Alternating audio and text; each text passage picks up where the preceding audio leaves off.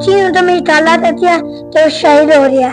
फिर मुझे इतना रोना आया तो साहब नहीं, मैंने तो छठाया नहीं था हुआ।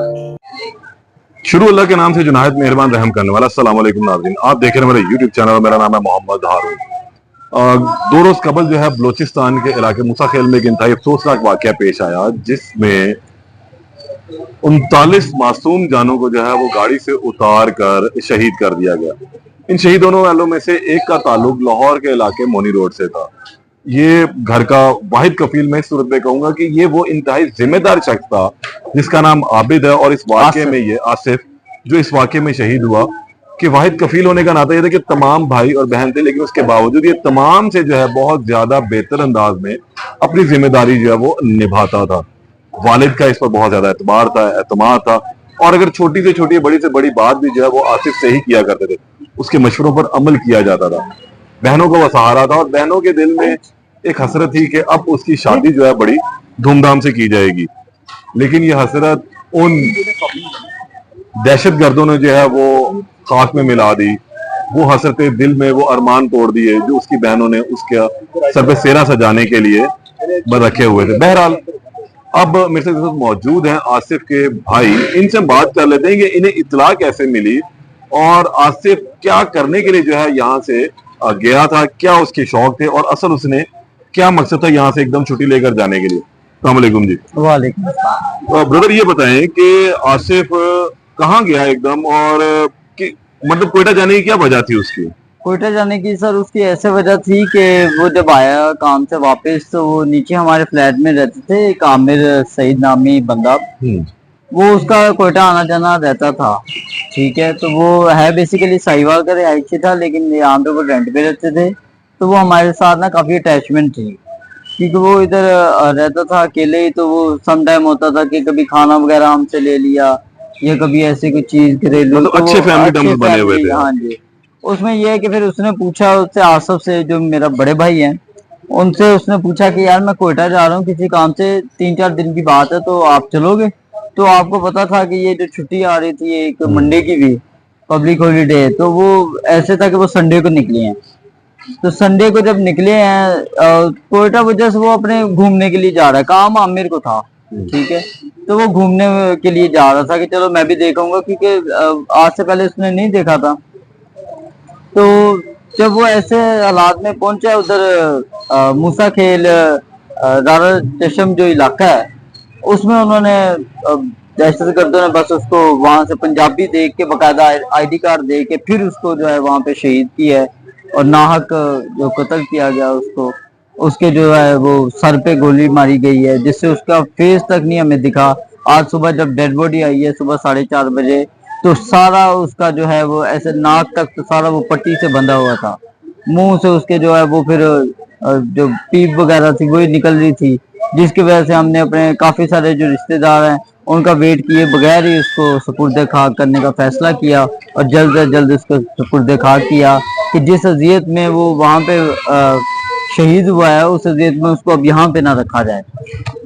आसिफ लाहौर में कहाँ नौकरी करता था? आसिफ लाहौर में इधर पीएचई में मुलाजिम था वो, एज अ माली, और वो यहाँ शेरा वाले गेट में लगा हुआ था, गवर्नमेंट का एम्प्लॉय था।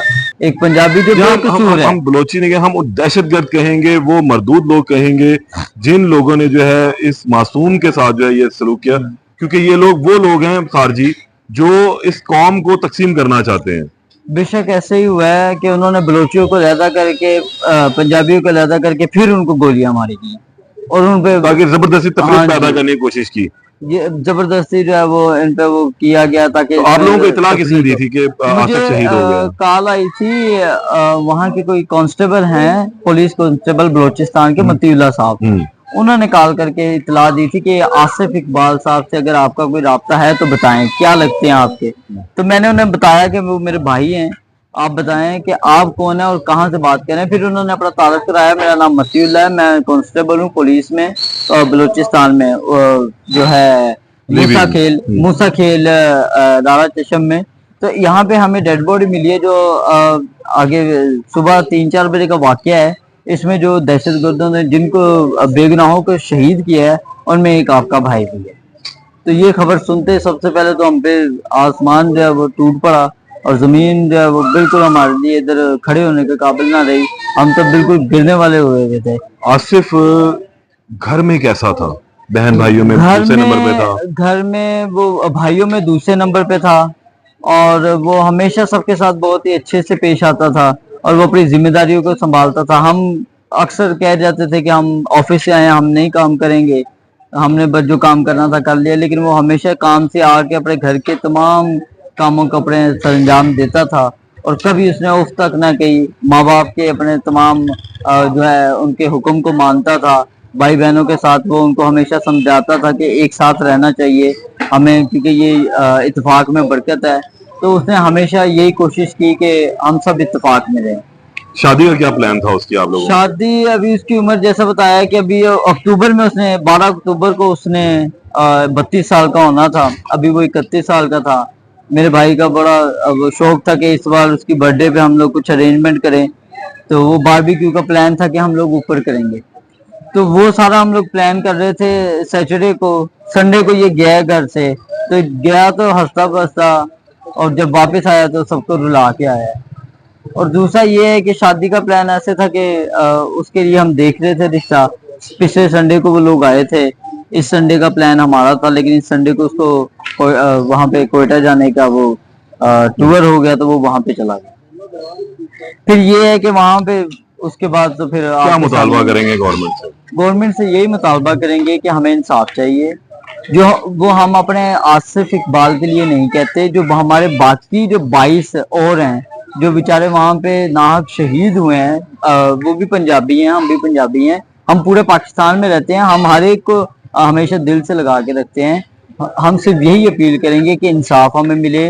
हमारे पास अभी ना कोई वजीर आला पंजाब आया है, ना हमारे पास कोई वजीर दाखिला आया है, ना पीएम पंजाब के पीएम पाकिस्तान की तरफ से कोई ना कोई हमारे पास कोई टीम आई है। ठीक है, हमारे जो बिलाल यासीन साहब इधर फूड मिनिस्टर हैं, अभी तक उनका विजिट नहीं हुआ हमारे इस घर पे। हमारे साथ इतना बड़ा वो वाकया पेश आया है, तो ये काफी हमारे पास जो है दुख की घड़ी है, जिसमें हम कैसे संभल रहे हैं कि एक दुश्मनी हो तो इंसान को सब्र आ जाता है, भाई ठीक है दुश्मनी है इसलिए वो कत्ल हुआ। जब दुश्मनी नहीं, कुछ भी नहीं, बेचारा बेकसूर वो नाहक शहीद हुआ है वहां। हमें इंसाफ चाहिए, इस पे वो नोटिस लें और हमें जो है वो इसके जितना भी हो सकता है वो इंसाफ हमें प्रोवाइड करें। मेरी बात हो रही थी आसिफ के भाई से और काफी दिल बर्दाश्त है ये इस वक्त जो हमारी मुकामी इंतजामिया है या पंजाब हुकूमत है उसके रवैये से कि किसी ने भी अब तक इनसे राब्ता नहीं किया और इनकी दिलजोई के लिए, इनसे इजहार ताज़ियत के लिए नहीं है। तो हम भी यही दरख्वास्त करेंगे कि इस खानदान के पास आए और इनसे आके इजहार ताज़ियत करें। इनके मुकामी MP हैं बिलाल यासीन साहब, उनसे इनकी दरख्वास्त है कि भाई वो आए और आके इनसे ताज़ियत करें, इनकी दिलजोई करें, इनको हौसला दें। और जो इनका मुतालबा है कि सिर्फ हमें हमारे भाई के लिए नहीं बल्कि सबके लिए इंसाफ चाहिए, उन दहशतगर्दों को जहन्नुम वासिल करेंगे तभी इन लोगों को सुकून आएगा। इजाजत दें, अल्लाह ने के बाद।